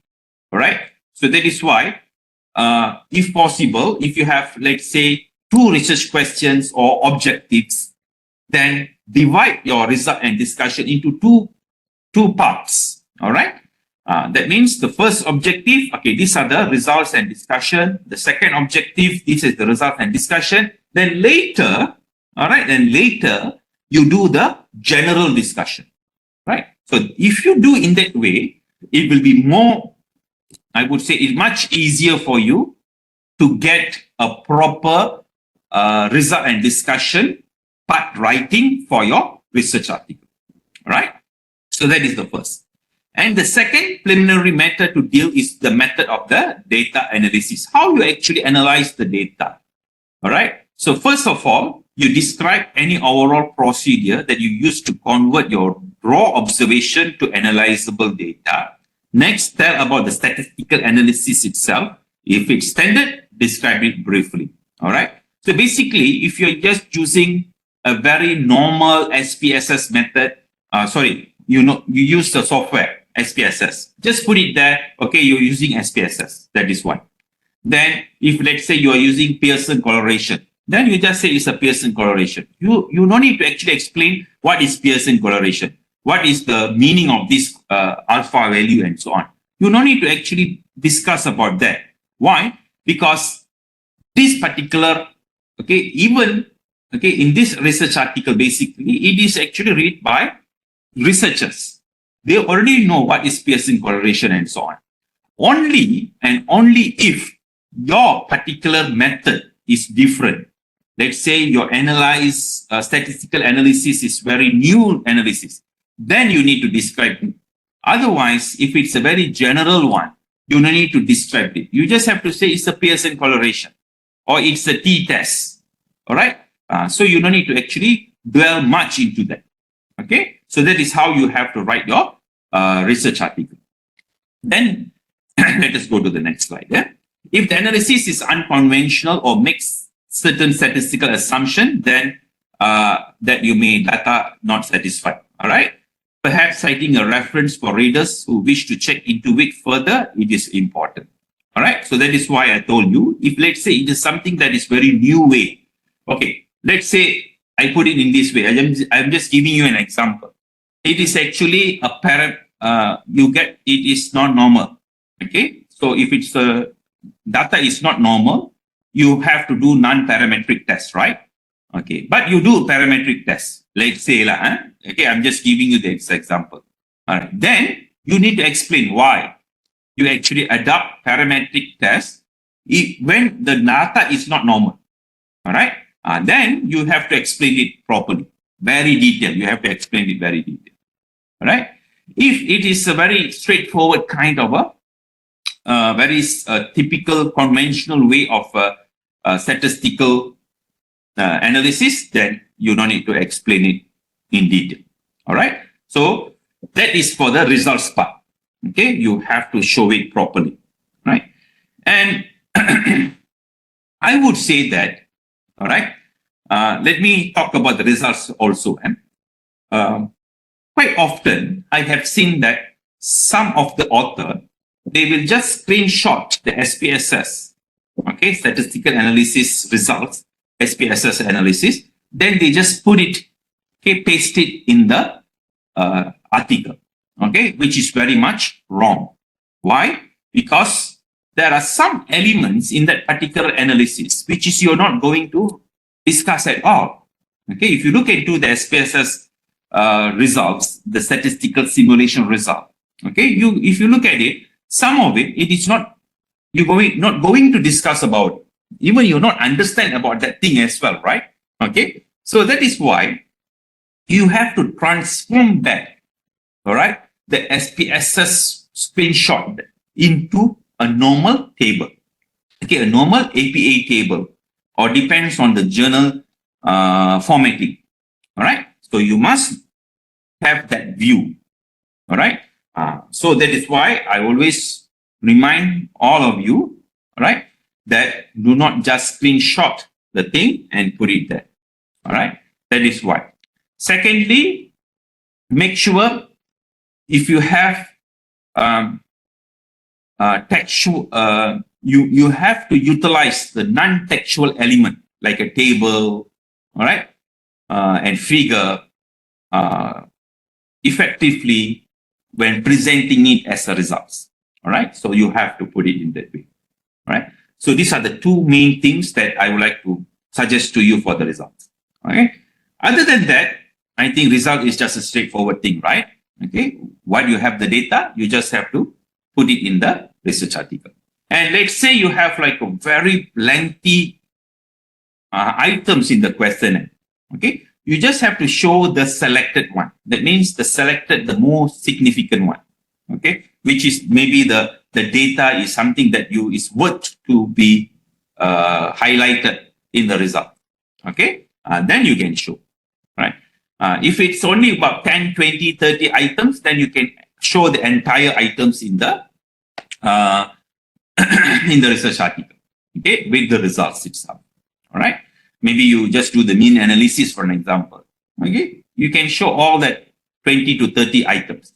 If it's more than that, it's quite troublesome for you, because you have to also take care of the pages, limitation of the words, the page numbers, and so on. Okay. The page limitations and so on. So that is where you just have to highlight the significant one. All right. Okay. So that is for the results. Now, after you write the results, okay, that is very straightforward, right? Okay. You have the table or whatever figure that you want to put in the result part. But how are we going to do discussion? That is the ultimate. Okay. That's why I said one of the elements that is very important in a research article will be the introduction. But at the same time, there is one more element which is very, very important as well, as I would say as equal as the introduction. It would be the discussion part, right? So when it comes to discussion part, you have to always remember that when you discuss, put it as a triangle shape. Okay, put a triangle shape in your mind. So what you will be doing in your discussion. So basically, topics that are central to your story will appear again in your discussion. Okay, that you put in your introduction, the topic, okay, the introduction that you have introduced, you will appear again in the discussion. But this time, the discussion will be based on your findings. All right, will be based on your findings and will be supported by the other findings from the other researchers. All right, but it will be more focusing on your finding. All right, so that will be the first one. So most of the peripheral topics may not be brought up at all until after the presentation of the results. Okay, some of the results, okay, some of the peripherals topics may not be highlighted until you actually present the result. Then only we know, oh, this is also important for creative motivation and so on. All right. So these are the things also will be discussed. Then the discussion is also a bottom of the hourglass shape. That's why I say it's a triangle shape. Thus proceeds from the specific matter about your study to a more general concerns. So the sequence of the topic often the mirror image of the sequence in the introduction. All right. So Salam nak tanya sesi ini dirakam. Yes, Kenneth, it will be dirakam and it will be given by email to all the participants. So don't need to worry, Kenneth. Okay, just enjoy and listen to my presentation. Okay. Okay. So these are the things that you have to remember. All right. So result is a result. So don't worry about the result. It's just a non-textual element, tables, and so on. Please put it properly. Do not do a screenshot of the SPSS. Okay, that will be the for the results. But for the discussion, always remember, visualize it will be a specific to general. What it means by specific to general? Okay, let me give you the example here. Specific means you are actually talking about the results that you got from your findings. So you will say, referring to table 1, okay, this is the mean value for this. That's it. And you will be saying this particular finding, all right, is similar to another finding as well. All right, that will be the second one. All right. Then the third one, okay, you will be mentioning about the right? What is the general significance from that particular findings that you got? All right.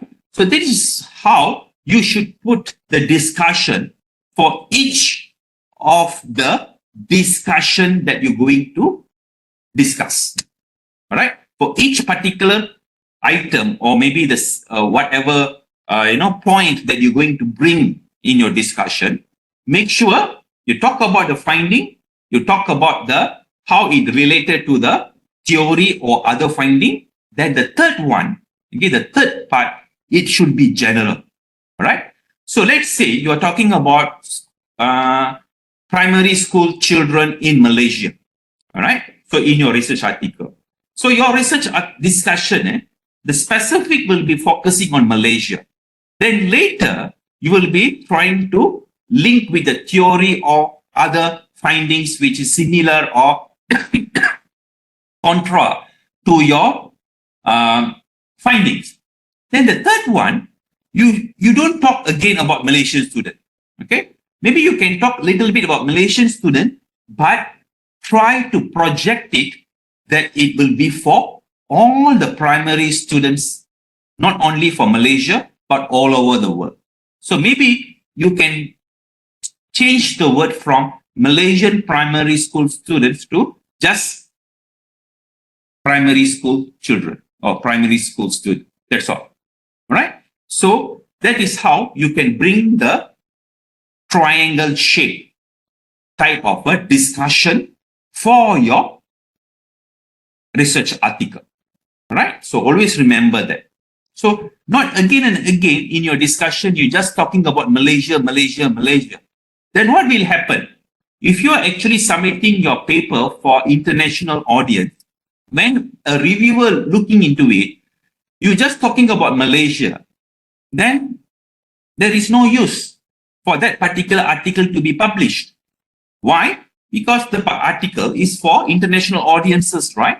So you have to actually somehow link your findings from Malaysia to a general concern or to general point of view, to international point of view, I would say. Okay. So from local to global, okay, always have that kind of a mindset. So that is why in your discussion, do not going repetitively talking about Malaysian student, Malaysian student, Malaysian student. Don't. Okay. Malaysian student, talk about specific. Malaysian student, maybe you can say, okay, Malaysian student, from the finding, it is in line with another finding or the theory. Okay, good. Now, comes to the third part of your discussion. Okay, for each part of your results, you have to try to put it globally, right? So this is how you should actually write your discussion. All right. So this is always bear in your mind when you write it. All right. So if you follow this way, for sure, okay, you will having a good article writing. All right. So that is why I said to you, specific findings to general impact. All right. Okay. Another question being asked. Okay, how if it cannot be generalized? Okay, such as the findings. That is why I told you, if it's a case study, you are talking about Malaysian student only, then it won't be actually come to any time things. So when you actually put up the word, all right, Alice, when you put up the word in your discussion, you have to say that, all right, this particular, because you will be actually trying to do justification of your findings, right? This particular finding is similar to this particular findings as well, right? And that particular finding may be from Australia, UK, and so on. So maybe you can say it can be, all right, used for the other part of the world. Okay, this particular concept and so on. All right. So this is, you have to play, I would say, you have to play with the words that you actually do. All right. That you do write in your article. All right. So you cannot say always Malaysia student, okay, this is only for Malaysia, this is the case study for Malaysia, then it cannot be used for the others. If you just having that kind of a mindset, then you don't publish that particular article in the international audience, because it is not going to be worth to be published. All right. So that is why always remember, even it's a case study only for Malaysia, all right, try to actually link that, okay, link that, okay, for the global thing, all right, try to link that with the global thing, because the discussion, it is for sure, it is for Malaysia, the findings for Malaysia, but when you talk about the impact, it can be actually not generalized, but you try to link with the general issue. All right. So that is what you need to actually think about. Then, Kathleen, what if the thesis just to look about local? Then, and the article, yes, for sure. Okay. Actually, if your thesis just talk about local, all right, then there's something wrong with your thesis, Kathleen. All right. Because in your discussion in your chapter 5, you should be able to generalize it as well, right? Okay, you should talk about the global issues as well, right? Because education, let's say you're doing education, okay?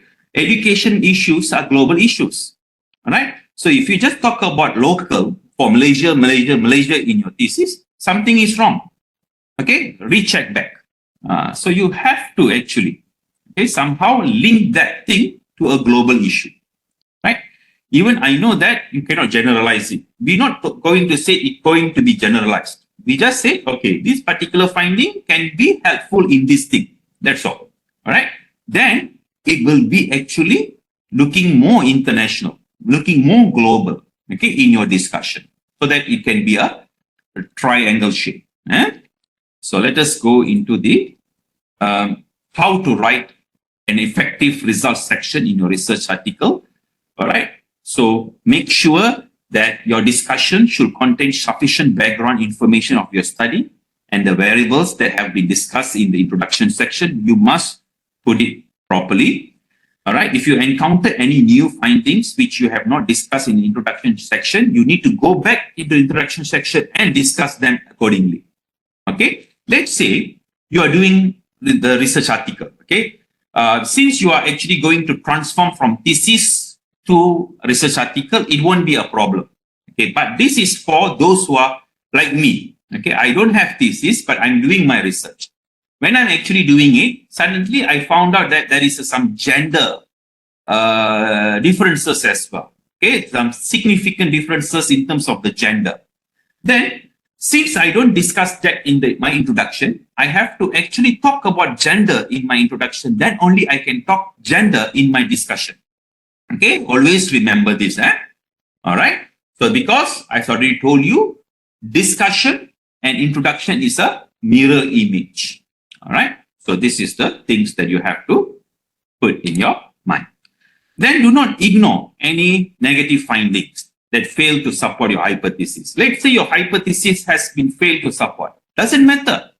Please do that and try to actually put why it is failed to be supported, why this particular hypothesis is not significant.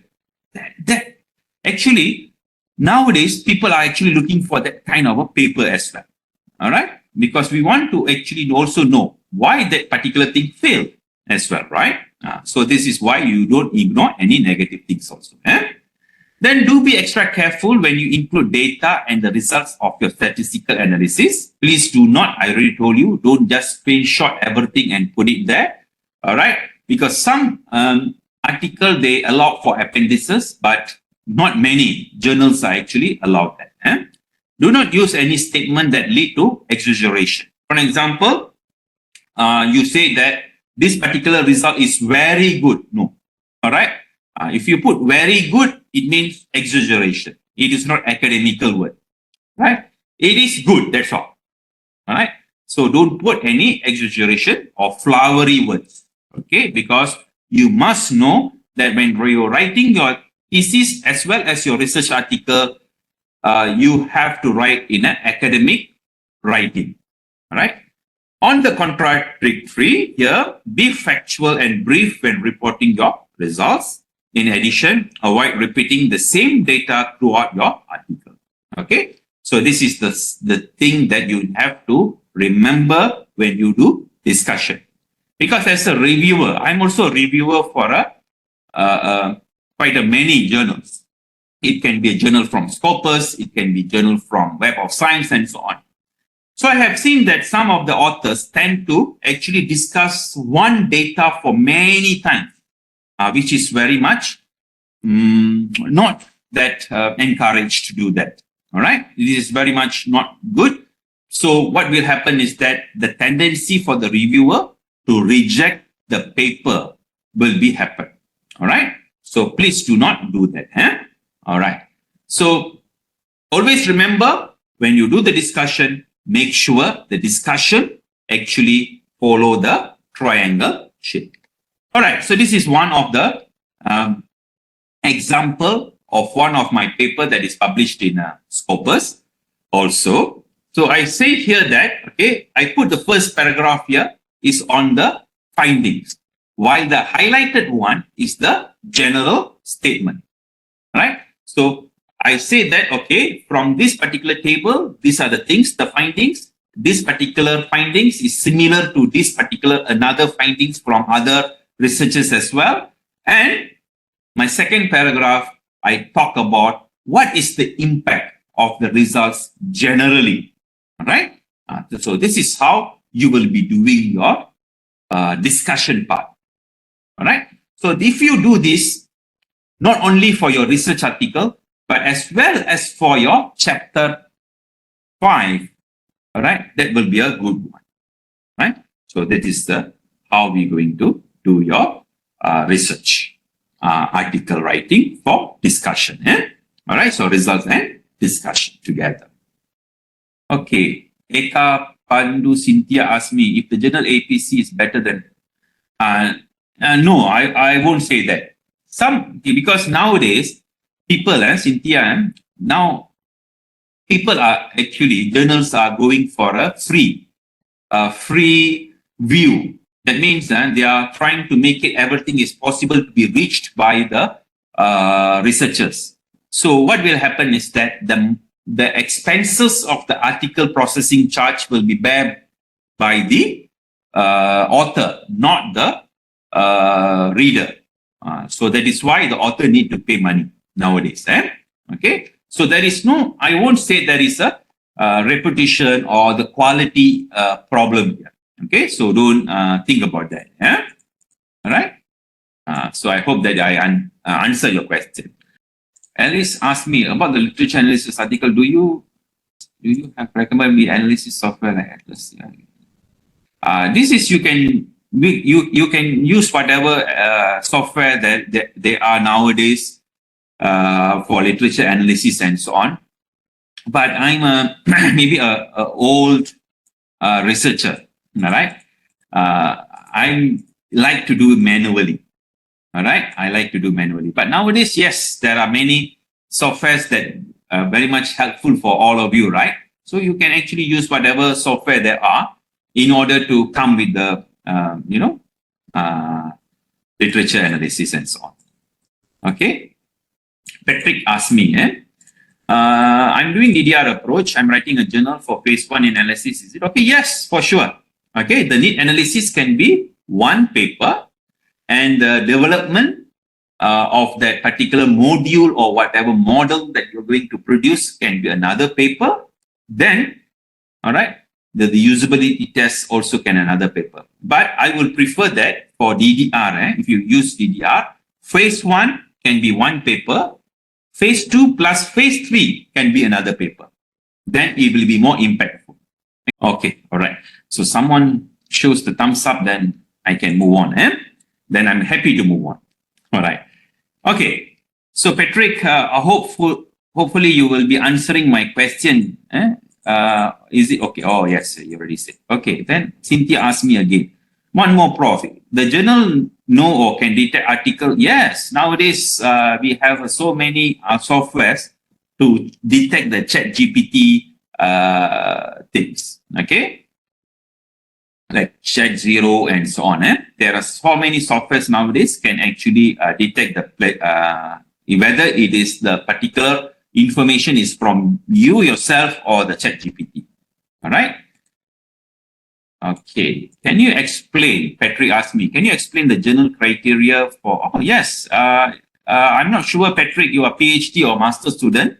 If you are PhD student, you need at least 2 journal article, refereed article, refereed article. That means it's not supposed to be indexed in Scopus or WS. It can be just, indexed in Google Scholar, for example, or any other databases, doesn't matter. It must be a refereed journal. All right. Then you are just produce 2 journal articles to graduate for your PhD. Okay. It's not necessary must be published. It can be accepted. The acceptance letter can be more than enough. Okay. That is for PhD. For masters, only 1. Okay. So I hope that you are clear, Patrick. Yes, okay. Then it's only 1, Patrick. Okay, it's only 1. Okay, so let me move on to the conclusion part. All right, so conclusions basically do not actually say again the same thing what you have done. Because I can see some of the authors which I used to review their paper, they will say, okay, in the conclusion part, the first paragraph, okay, they will say, okay, this particular research is actually to investigate blah, blah, blah thing. No, okay. Actually, you shouldn't put your conclusion in that way. A conclusion should actually, the first paragraph should put the findings in brief. That means what you have found overall. Okay, that will be the first paragraph of your conclusion. All right. So after that, you have to explain, okay, how these particular findings has actually added in terms of the body of knowledge or in terms of the theory of that particular research, right?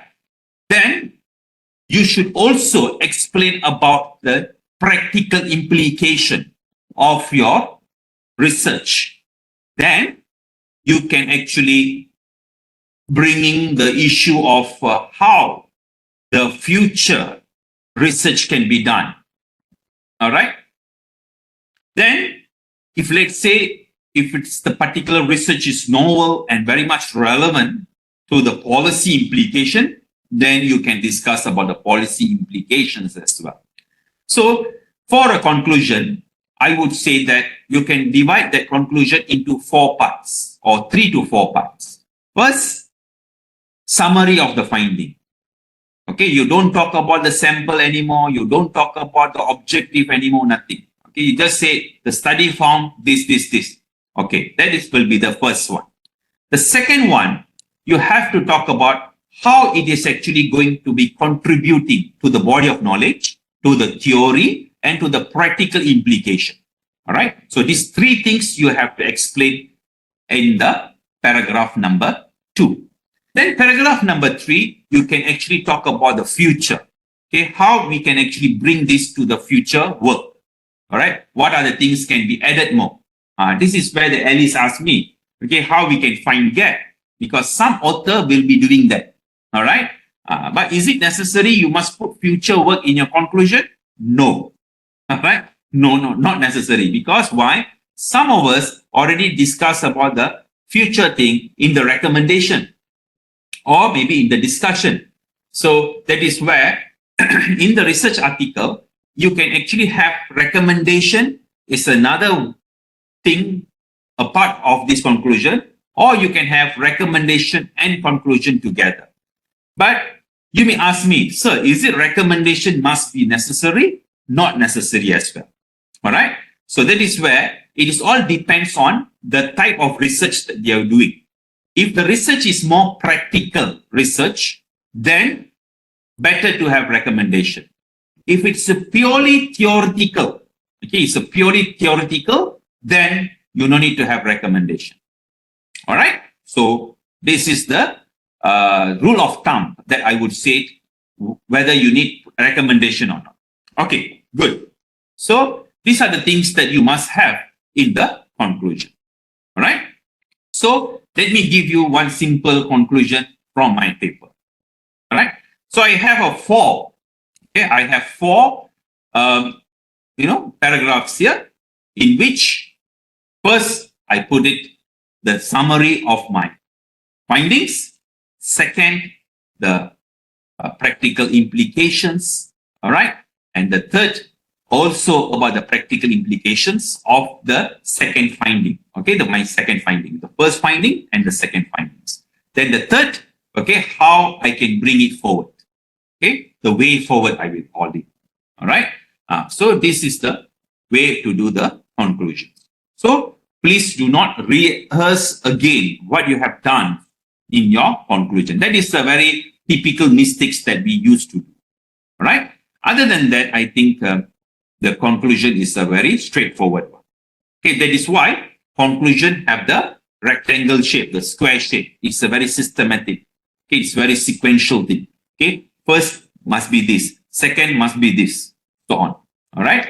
So this is how you do the conclusion. All right. So hope you understand what I'm trying to bring the things here. Okay, this is what we call as a conclusion here. So after conclusion, then only you go for the abstract. I think that some of you asked me about abstract earlier, right? So this is how we're going to discuss about that. Hope you know the differences between the recommendations and conclusion, and when you put together recommendation and conclusion, this all depends on the type of research that you're doing. So for example, if you are trying to do about need analysis, okay, it can be a recommendation, can be, you can put one recommendation there, a few recommendations as well, because the need analysis will actually bring up, okay, a few recommendations as well, right? How you can solve the problem that the teachers are facing or the students are facing. All right. If let's say the research is very theoretical research, then you don't need to have any recommendation because you are more focusing on the theoretical aspect of the research study. All right. So please remember, conclusion can consist 3 to 4 paragraphs only. Other than that, it's actually a conclusion won't be a conclusion. It will be like a literature analysis there. All right. So conclusion is the easiest part, I would say. Okay, but it's quite significant as well because we want to see how you actually conclude the overall work, right? How you conclude work. Okay, so hopefully at the conclusion part here, it's very clear for you. Okay, you know what to actually write for your conclusion in your research article. Conclusion in your research article totally different from your research thesis. All right, so do not try to merge it together. Okay, so basically the abstract should answer these 4 things, 5 things. Basically, sorry. What was done? Why you do it? How you do it? What did you find? Why are these findings useful and important? Okay, these are the 5 elements that must contain in an abstract. An abstract shouldn't have references. If you put references in the abstract, straightly the editor or the reviewer will say, okay, this particular paper author don't know how to write abstract. So they may actually reject immediately your paper. Okay? Even your papers, the content of your paper is very good.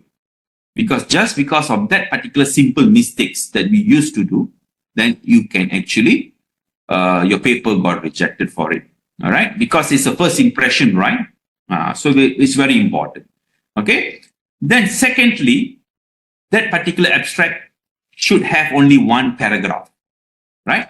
And abstract also depends on journal publisher formatting. Because as you can see that some of the journal publisher like Emerald, Emerald Publishing, they have a different way of writing abstract. Okay, they have a more structured abstract writing. Okay, some other publisher, they just have like 1 paragraph, that's all. And most of the research article abstract, it will be within 250 to 300 words. That is the maximum it can go. Okay, but majority of the journal, they are actually requiring you to just do, your abstract should be just up to 250 words. That's all. It can be more than that. So these 5 elements must be there. All right, must be there in your abstract writing. So to be very precise, let me give you what you need to do in your abstract. First, you must give the background. By 1 sentences or just 2 sentences about the background of that particular study. Then you come with the purpose and the objective of it. Then how you actually carry out the study.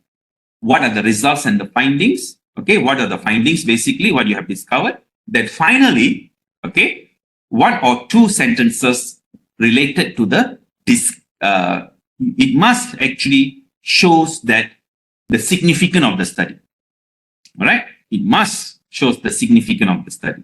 So basically, if you look at the labels here and the implied question, you must be able to answer your abstract well. All right. So please put it within these 250 words for your research article. For UPSI thesis, I'm not sure what is the word limitation for abstract, but usually 1 page should be the limitation for UPSI thesis. But for research article, depends on the journal. Okay, it can be 250 to 300 words. That is the maximum it can go. But it should have these 5 elements: the background, the objective, the method, the findings, and the significance. These 5 things you must put in the abstract. If you put that 5 things in abstract, clear. That's all. All right. So this is the things that you have to understand when you write an abstract. All right. So this is what you need to basically do when it comes for the abstract. Always remember there are 5 elements. Right? 5 elements there. Right? That's it. Okay. Very straightforward. Just like conclusion, very straightforward. Here also very straightforward. Okay.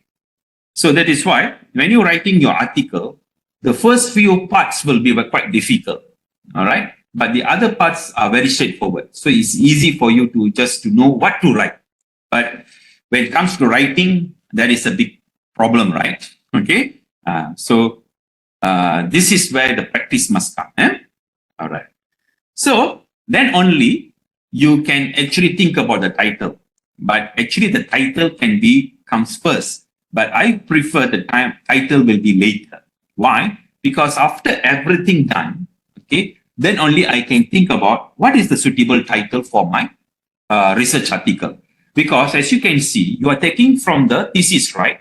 You cannot have the thesis title similar to your research article title, because the research thesis title consists of many other objectives as well. Whereas for research article, you will be just focusing only on 1 or 2 research question or objective. All right. So you must come with a proper a proper title for your research article. All right. So what is actually an effective title should carry? All right. It should convey the main topics of the study. It should highlight the importance of the research, should be concise and able to attract the readers to read your article. All right. So you must know how to make a good title. So how to actually, if you actually have no idea how to make a good title, what you can do is that, first of all, looking at your thesis title, all right, and how you can actually,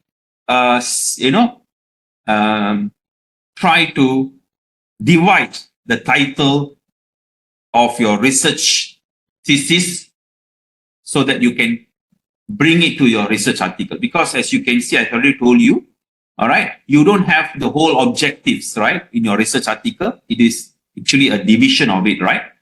So you're trying to see that first. Secondly, perhaps you can actually also looking into another one, that is the titles that used to, okay, the title that used to published in that particular journal that you're going to submit. Okay, you can get that idea also from that. Okay, from there you can actually get that thing. Yeah.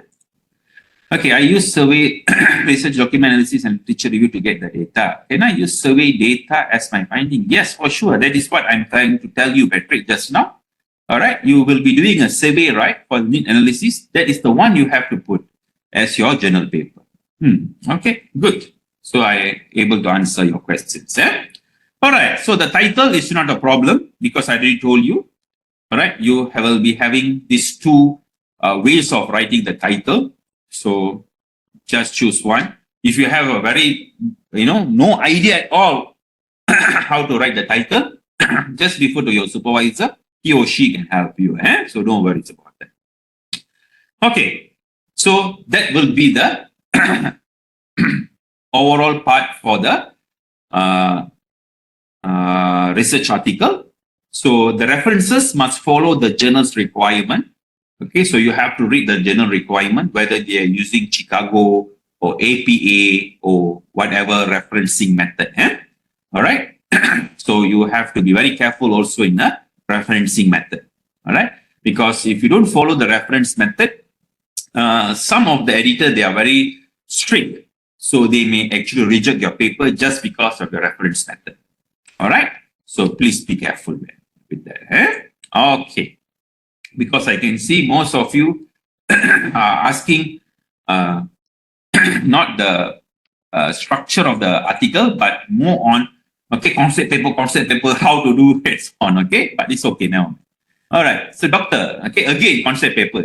My concept paper will encompass all three phases of the study in a single document. May I utilize a similar title as that for my thesis? I already told you, your title shouldn't be similar to your thesis. Cannot. Then, in your concept paper, you actually encompass all three phases. That's why I told you, all right? When you do a concept paper, you must actually open up your chapter 2 to see which one is going to answer your research question.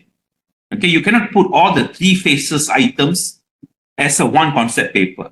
Because, as you can see, your research question may related to the problems.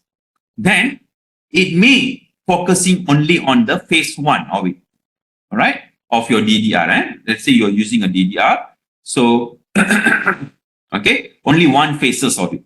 Because you are talking about the problem and it related only on the phase 1.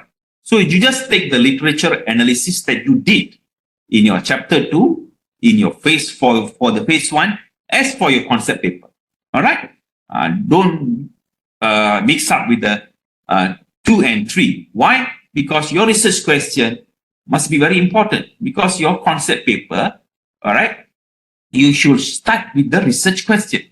You should start with the research question, not the overall, all the three research questions you're going to answer, right? So you maybe choose only 1 or 2, right?